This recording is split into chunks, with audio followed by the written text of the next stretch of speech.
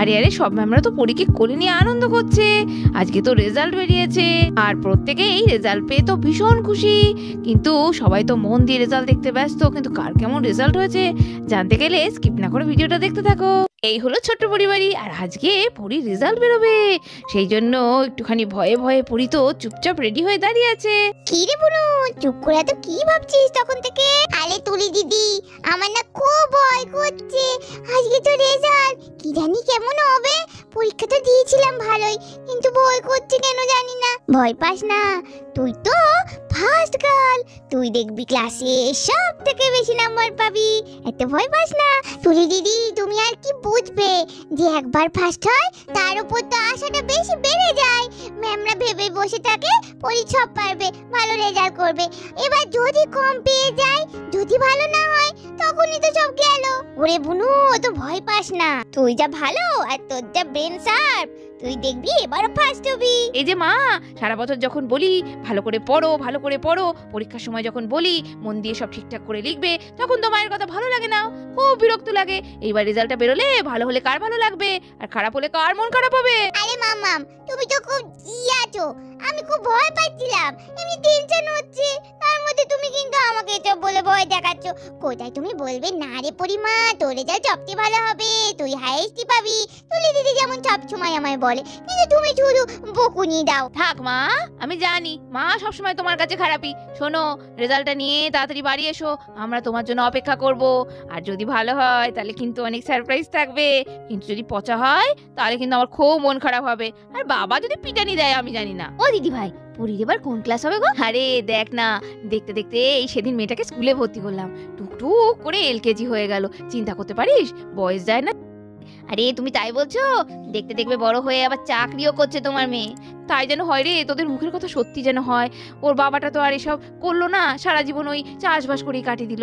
মেয়েটা যদি আমার ছেলের মতো মানুষ হয় তাহলে তার আমার দুঃখ ঘুচে যাবে। হ্যাঁ হ্যাঁ, তুমি চিন্তা করো না দিদি ভাই। আরে আরে মৌলি দিদি, তুমি চলে এসেছো? আরে বাবা, আমার তো খুব ভয় করছে, জানো না? তোমাদের ভয় করছে না? পড়ি রে, ভয় তো আমাদেরই পাওয়ার কথা, আমরা তো তোর মতো অত ব্রিলিয়েন্ট নই। কিন্তু তুই কেন ভয় পাচ্ছিস? তুই তো আমাদের অহংকার। আমি জানি এবারও ক্লাসের মধ্যে তুই ফার্স্ট হবি। আরে দূর, অমন কথা বারবার বলো না তো। সবাই মিলে তোমরা বলে বলে না আমার মাথা খারাপ করে দিচ্ছ। আমার খুব ভয় করছে, যদি সত্যি ফার্স্ট হতে না পারি মাম্মামও ছেড়ে দেবে না। ও বাবা, হ্যাঁ জানি, ওই প্রত্যেকবারের মতো সেই একই ইতিহাস ইতিহাস আর ইতিহাস শুনে শুনে মাথা পচে গেল। সহ্য করতে পারি না, কিছু করতেও পারি না ওর পেছনে আমি। উফ বাবা, ফার্স্ট হবে ফার্স্ট হবে ফার্স্ট হবে, যেন ওরা একেবারে শিখে পড়ে নিয়েছে। ম্যামকে যেন কিনে রেখেছে নিজের সম্পত্তি মনে করে। হ্যাঁ দেখি গা, একটুখানি কুচুকুরি কথাবার্তা না বললে শান্তি হচ্ছে না আমার। এই রে পড়ি, তোর তো মনে হচ্ছে একদম সেই কি বলে যেন ওই যে আকাশবাণী হয় না, সেই আকাশবাণীতেই বলে দিয়েছে তুই ফার্স্ট হবি। সবাই মিলে যা শুরু করেছে, সেই সকাল থেকে দেখছি পরি ফার্স্ট হবে পরি ফার্স্ট হবে। বাবা, ক্লাসে যেন আর কেউ পড়াশোনা জানে না রে, তুই একাই ফার্স্ট হোস। এই বুনু, তুই আবার শুরু করলি? হ্যাঁ রে, আজকে রেজাল্ট আনতে যাচ্ছি, সবারই মনের মধ্যে একটা টেনশন আছে। তার মধ্যে পরি তো প্রত্যেকবারই ভালো রেজাল্ট করে, এটা তো তুইও জানিস। সেই জন্যই আমরা বলছি নিশ্চয়ই এবার ভালো রেজাল্ট করবে।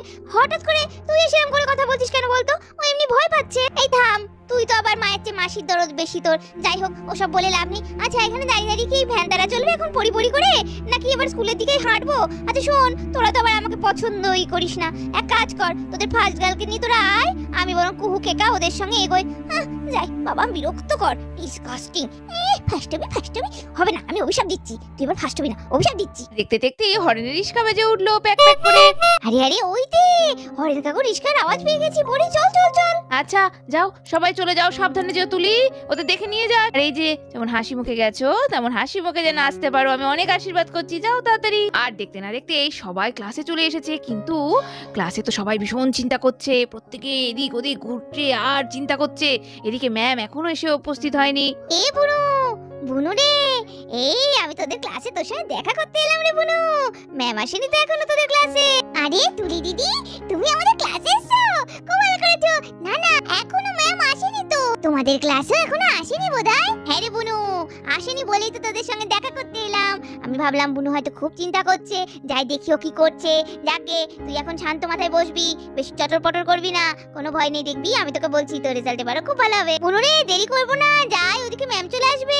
গুড মর্নিং স্টুডেন্ট, তোমরা সবাই কি করছো? চলে এসেছো তো দেখছি সবাই।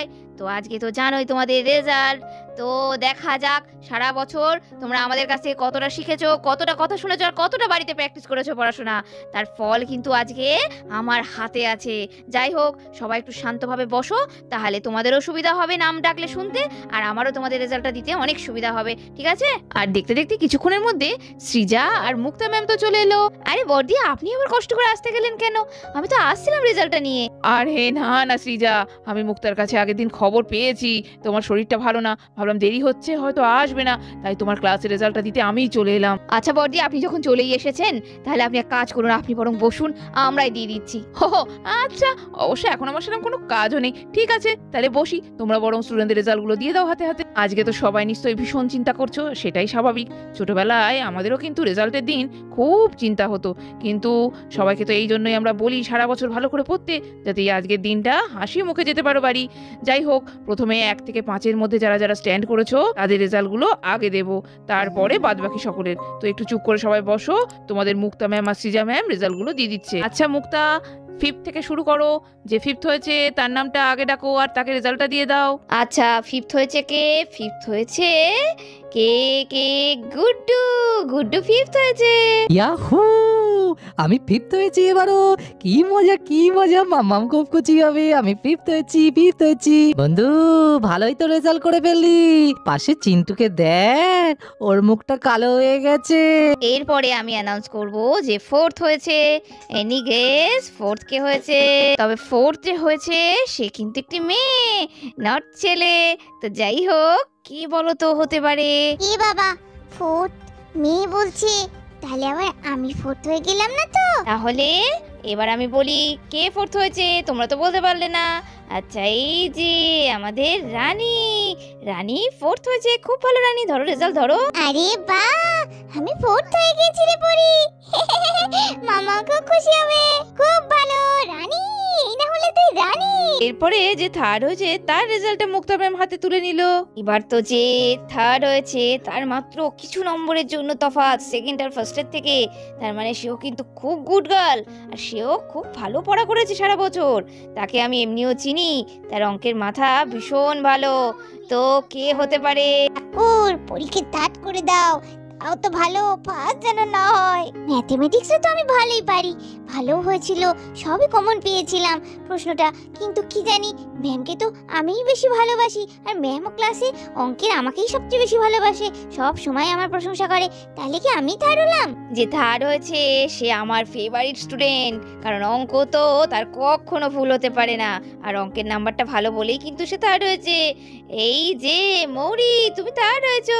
আরে মৌরি দিদি, তুমি থার্ড হয়েছো, ওয়াও গ্রেট। এ দিদি, তুই যে বলেছিলি তোর তো রেজাল্ট ভালো হওয়ার কথা রে, তা এখনো তো তোর নাম বললো না। খুব ভয় করতে জানিস বোন, ভেবে তো ছিলাম ভালোই রেজাল্ট হবে, কিন্তু 1 থেকে 5-এর মধ্যে মনে তো হচ্ছে না আমার নাম আছে। আমি তো আর ফার্স্ট হতে পারবো না, আর সেকেন্ড অত ভালো কি আর হবে? আচ্ছা সৃজা, তুমি বরং এবার 1st 2ndটা দিয়ে দাও, কারণ যতই হোক তুমি তো ক্লাস টিচার। তো এবার 1st 2ndের পালা, কিন্তু এটা কিন্তু খুব টেনশন সবার। 1st আর 2nd কারা হয়েছে সেটা এবার আমি রেজাল্টটা দেব।